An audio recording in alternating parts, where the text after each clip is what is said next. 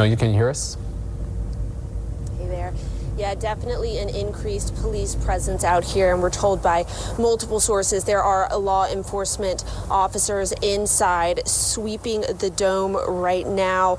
We've seen bomb dogs out here. There are multiple law enforcement agencies. We're told, this is an increased presence from what they originally had planned. Of course, they plan to have more officers out here because of the bowl, but it definitely appears that there are even more in light of the tragedy. We're seeing JPSO officers. We even saw a Biloxi PD car, Homeland Security. These are just what we've been able to see from the outside. And again, we do hear they are sweeping the dome right now. So definitely a heavy police presence inside as well. We're expecting this presence to increase as the day goes on. There are, just a handful of cars outside right now, but we know from those sources that they were pulled off of normal assignments today from other areas, so more than they had originally planned just for the increased security for the big game. There are going to be thousands of people in town for the game, also, New Year's Eve, New Year's Day, so having the officers out here securing the area early this morning is definitely a necessity. And we did hear from the Sugar Bowl CEO, Jeff Hundley, who says their thoughts and prayers are with the victims and their families. They said they're in ongoing discussions with authorities, local, state, and federal levels, and they will continue to communicate. But, like we said earlier, the game is on from now. But we are out here talking to law enforcement, and we will keep you updated as we learn more about the police presence out here. Reporting live from the Dome, Amelia Strahan, WWL, Louisiana. All right, Amelia, thanks. I can just imagine how much security, what they're going through right now. But we do want to get to a statement from U.S. Attorney General Merrick Garland, who says, quote, "The country woke up this morning to news of a terrible tragedy in New Orleans that killed at least 10 people and injured many more. My heart is broken for those who begin this year by learning people they love were killed in a horrific attack. And my prayers are with the dozens who were injured, including the New Orleans Police Department officers who risked their lives to save others. The FBI is investigating this matter as an act of terrorism. The FBI and the ATF, the Justice Department, National Security Division, and the U.S. Attorney's Office for the Eastern District of Louisiana will continue to work with our law enforcement partners and will deploy every available resource to conduct this investigation." That coming from the Attorney General of the United States. Yeah, some minutes ago there, that statement coming in. 9:15 the time here, local time, central time, the world waking up and reacting to this news here in the Crescent City, and it is not a good headline. Some 10 people killed, 35 others injured in that incident involving a driver of a truck who intentionally crashed into that crowd on Bourbon Street, according to Superintendent Ann Kirkpatrick.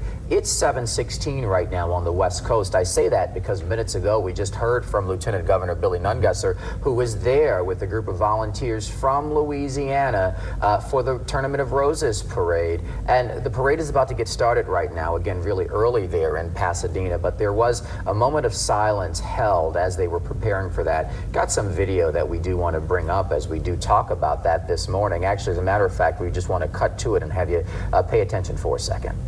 We stand in solidarity with the entire state during this difficult time. Let's take a few moments of silence, please.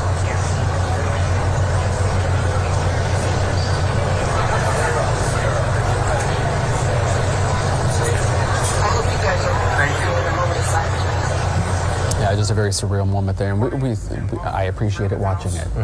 It does mean a lot that people are still thinking about us. And of course, the Tournament of Roses parade is supposed to be a celebratory moment out there, really putting Louisiana in the spotlight. You heard the Lieutenant Governor earlier talking about how the mood is just very somber for them, and they almost feel guilty out there celebrating when we're dealing with this at home. Yeah, pretty tough circumstance all across the board, and the point of being there this morning, that moment of silence being held, is to attract more people to Louisiana for tourism. The float there and whatnot, we did have Lieutenant Governor Nungesser on last week, in fact, just talking about the return on the investment, so to speak, as a result of participating in the Tournament of Roses parade and getting people to the city of New Orleans to visit. That's a very important detail as we get to the bottom of this investigation, but also talk more about the perception that this might create here going forward. And a lot of the statements that we've provided to you, a lot of local leaders have hinted at that going forward and what can be done, what should be done in a conversation that's very much so in its nascent stage, just getting started. Especially when two major events are now at our doorstep. You have Carnival and you have the Super Bowl, both here, essentially. And there's only so much you can do, so much work that can get done before those two events are here. We're going to shift gears now and continue our team coverage here with our Leah McNeil. She was out there early this morning. She talked to people who witnessed this horrific event. She joins us now live again from Canal Street. Hey there, Leah. Hey there, guys. Yeah, we're still out here at the intersection of Canal and Bourbon. Still a very heavy law enforcement presence out here. Just see them here behind me. State police still out here. Dozens of NOPD officers out here. And of course, still the Orleans Parish Coroner is out here on the scene as well to continue to deal with this just horrific scene out here on Bourbon as a man plowed into a crowded group of people on Bourbon Street, of course, as everyone was celebrating the new year. As you mentioned, Mike, off the top, we've been out here since about 4 o'clock this morning, just about 30 or so minutes after this all unfolded, speaking to a witness who was just mere feet away from this car as it plowed through the crowd. She said she was lucky to escape with her life this morning. I also was at the Royal Sonesta Hotel that's actually on Bourbon Street, and he walked me through and described what he saw and he heard early this morning. Take a listen.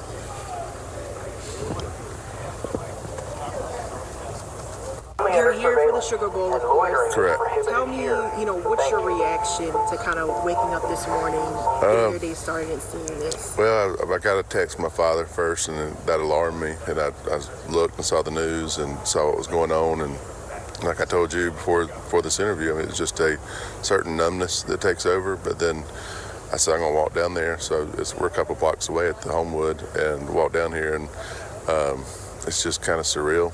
And it's sad. It's sad for America, and it's sad for our people. And all of our money and everything has printed on it. God bless America. And I think it's time the country really turns and listens to those 3 words strongly. And you've been down here before, and you said that typically you normally would be out here on Bourbon. We ate dinner last night at a restaurant right there on Bourbon, and it wasn't a care in the world. This was far from our minds, and like I said, it happens all too often now here, and it's just sad. I mean, there's a sadness, but typically, I mean, I've never. And now I'm joined by another man right here. We're not going to put him on camera this morning, but I do want you to hear kind of what he saw and what he went through, because he actually left his hotel, went down on the ground to actually help those people who were shot and injured. So first things first, sir, go ahead and tell me what exactly happened this morning. You said about an hour and a half ago. Yeah, so it was about a little bit before 3:20 this morning. We heard loud banging sounds coming up. We're in our room just pretty much closing down for the evening at the end of all the events and everything. And when we looked out the window, we noticed there was a lot of bodies laying on the ground. Truck was spinning away. I immediately ran downstairs to see if there was some people that can help out. And unfortunately, some people did perish during that event. There were some people we put into the hotel for assistance, and it was just, the scene was just horrific. Cops are doing a really good job. EMTs trying to help whoever they can at the time. But then maybe about 35, 40 minutes afterwards, there was a bomb scare alert that was sent out, and the hotel was there, and at that point evacuated, and they started pushing everybody away from the hotel around the back end of the hotel on the opposite side of Bourbon Street. So you said that bomb threat came in after the shooting had happened, right? Maybe about 30 minutes afterwards. Tell me what was going through your mind, 'cause I know you said you are a medic, so you were able to help out people. What was going through your mind when you were seeing all this unfold? Well, one, being a Marine Corps vet, it felt like, back in Iraq again. Just jumping right in, just seeing the people and everything laying down, not knowing exactly what to do. So at that moment, I just had to do what I needed to do, just go right back into my training and try to see people that I can actually help, and pretty much trying to triage. There was another gentleman that was there with me. He was a trained medic as well. So between the two of us, we tried to help anybody that we could.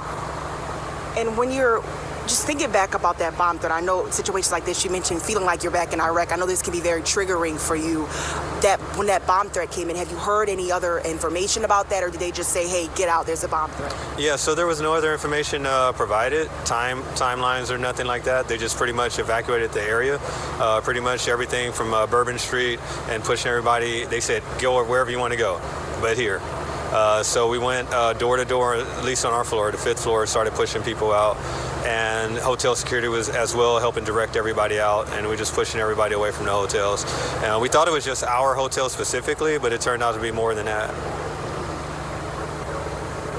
I appreciate you for taking the time to kind of walk me through what you saw. I know this is a lot, and it's not easy to talk about, especially when you're just ringing in a new year, try to new beginnings. You know, he is getting ready to finish his PhD, so it's crazy to finish your year, or start your year, I should say, start the ending chapter of that journey. So thank you for taking the time to chat with us. But again, guys, you just hear just how massive and expansive this crime scene really is. I mean, all the way up and down Canal, we see dozens and dozens of police officers, of course, EMS units, the coroner's office is here, and also you just heard this witness describe helping people who were shot laying on the ground. Ultimately, as you heard, some of those people just didn't. Well, guys, a lot to unpack there, what you just heard. First things first, there was a Georgia fan that you heard from first who was out here, says that he would normally be out here on Bourbon Street, but he just decided to turn things in earlier last night, so he was not on here, out on Bourbon Street, I should say. But when he woke up this morning, it was just really a shock to see this. The second man you heard from was the man that we talked to earlier this morning, who, as I mentioned earlier, was staying at the Royal Sonesta that is on Bourbon Street. He was one of the ones that actually immediately responded after those shots rang out, after that car plowed into that crowd on Bourbon Street. As you heard him describe it, just absolute carnage. As he mentioned, said he felt like he was back in Iraq. So definitely not anything that anyone should be seeing at all. And they also mentioned, you might have heard him say that the hotel actually did initiate a bomb threat because they evacuated the hotel and also other hotels around Bourbon Street. We did hear from the FBI, who is now leading this investigation. They did say they are working to confirm an improvised explosive device that was found out here somewhere on the scene, so they are working more details to try to iron that out. We are going to be hearing more from officials at NOPD, including the FBI, at 11 o'clock, so coming up in just a few hours. So again, still very active scene out here, dozens of law enforcement out here on scene as they continue to kind of piece together what exactly happened here. The theme is still, and the advice is still, to stay away from the area. They said at least about 8-block radius on both sides of Bourbon, but I think it's probably just best for folks just to stay away altogether if you can. I know there are a lot of Notre Dame and a lot of Georgia folks out here as well, so of course trying to get their day going. But if you can avoid this area, please do so, because that's the advice coming straight from law enforcement.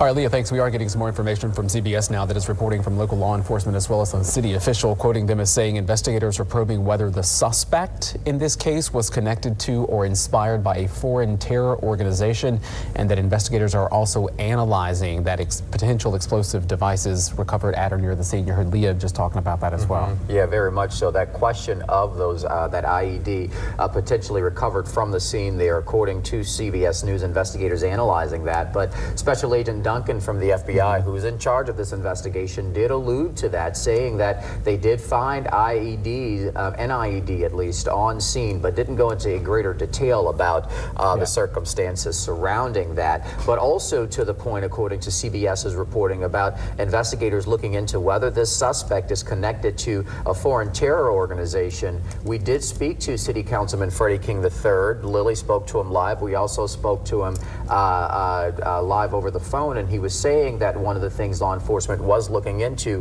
whether there was an accomplice locally. So there are a lot of questions that folks are working to answer right now from area police departments. Also, you've got first responders at hospitals that are busy. And of course, we don't know any details identifying wise when it comes to the suspect. That, of course, will be answered in time. We're going to go back now to our Lily Cummings, who is at UMC. She's been there all morning, and I believe she's joined by one of our lawmakers. Hey there, Lily.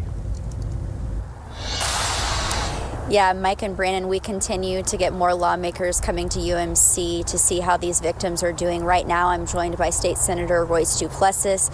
And Senator Duplessis, this is not part of your district, but obviously it hits close to home, native New Orleanian.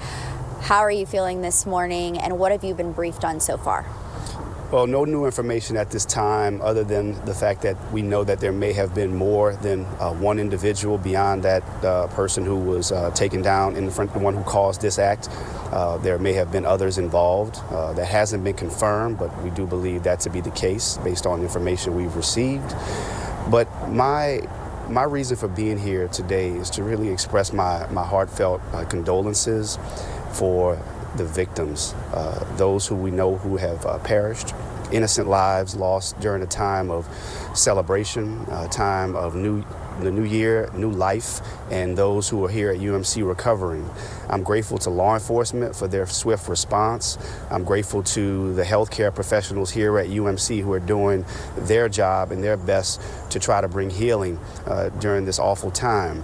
And as we continue to assess what may have gone wrong, what we know is that there was an individual who had his mind made up that he was going to cause harm and bring tragedy to a time of which should have been great celebration.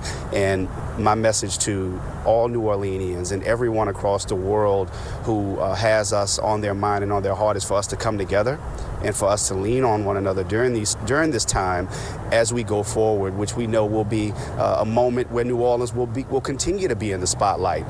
Sugar Bowl tonight. We have the Super Bowl in a few weeks. We have Mardi Gras. So this is our time to come together, to stand together, and to obviously condemn this horrible act of terror. But now we have to think about the victims and express our love and support for one another. Definitely, and we've heard from local lawmakers saying that they're looking at ways to improve safety in the Bourbon Street and New Orleans, downtown New Orleans area. On a state level, is there any chatter of what you all are looking to do or change?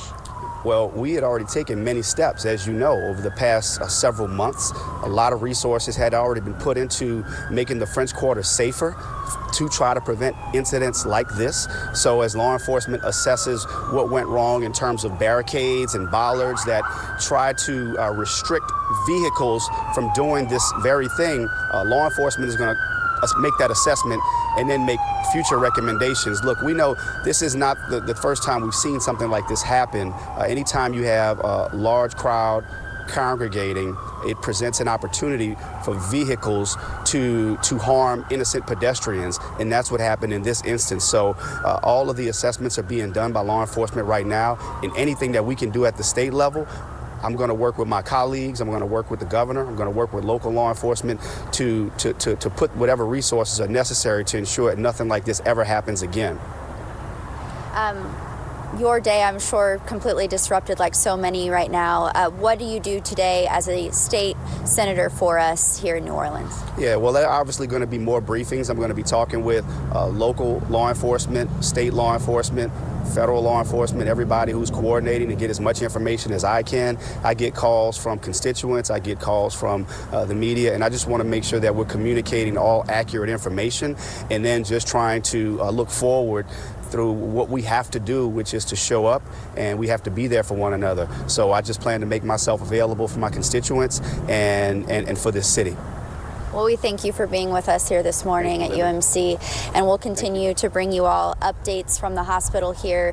Not many things happening. Of course, earlier this morning was when the big rush of 26 people brought to UMC, of those 35 who were injured. And as you heard Councilman Oliver Thomas say earlier, he visited with those victims, was upstairs in the emergency room praying with the families, and he did deliver some good news that most of them are doing well. He said that the two officers who were shot were in stable condition, that they were up talking, and that Chief Kirkpatrick had been here to visit those officers as well. So that's the update that we have here from UMC at this hour.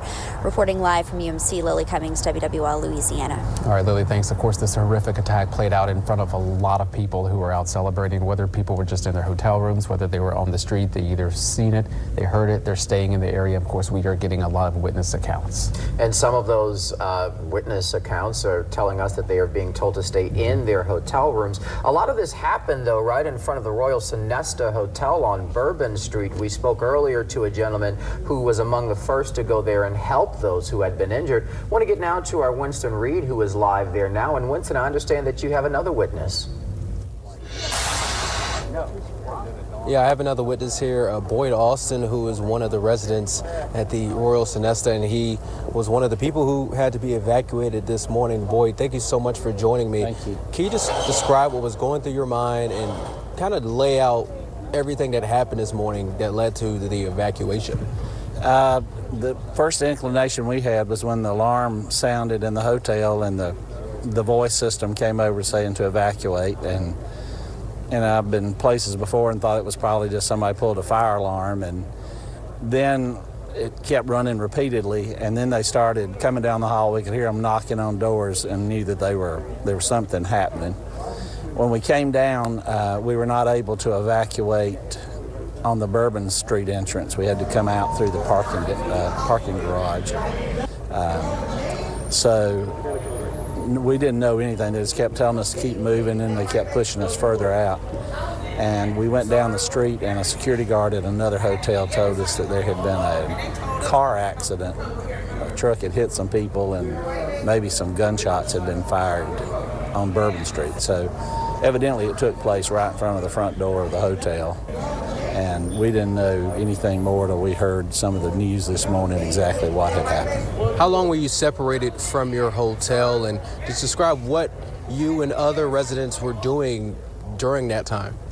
It was almost 2 hours, and so everybody was just told to keep moving, and we went and sat in a parking garage on a bench. The Hotel Monteleone did open up their lobby, and we went back down there to warm up because it was rather cold, but there wasn't a whole lot of instructions or like a gathering point that was set up for anything. You were just told to evacuate, and that's where we wound up, how we wound up.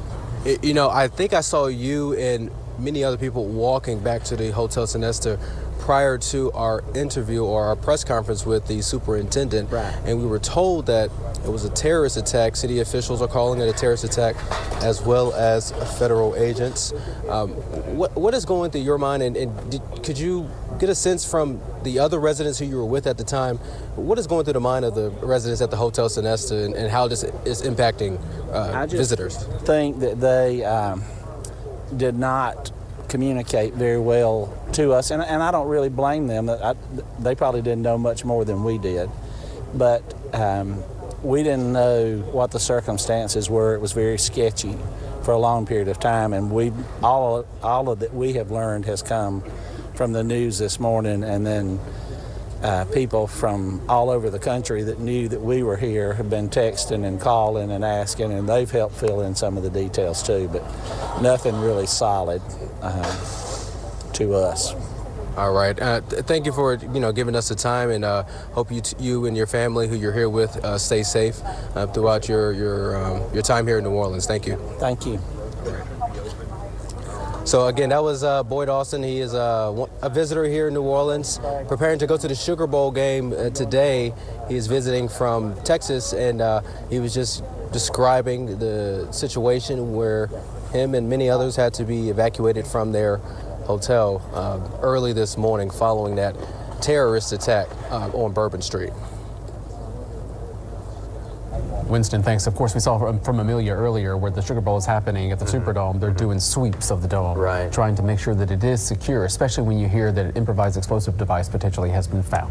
That said, Winston is reporting from Bourbon and Canal. We do have reporters stationed throughout the area. On the other side of this vantage point, we do want to get to our Alyssa Curtis, who is at Dumaine and Bourbon now. Alyssa, we saw you a few minutes ago, and you had the opportunity to see the investigation as it was playing out there from the ground. What can you tell us now? Dumaine and Bourbon Street right now. So we are on the backside of...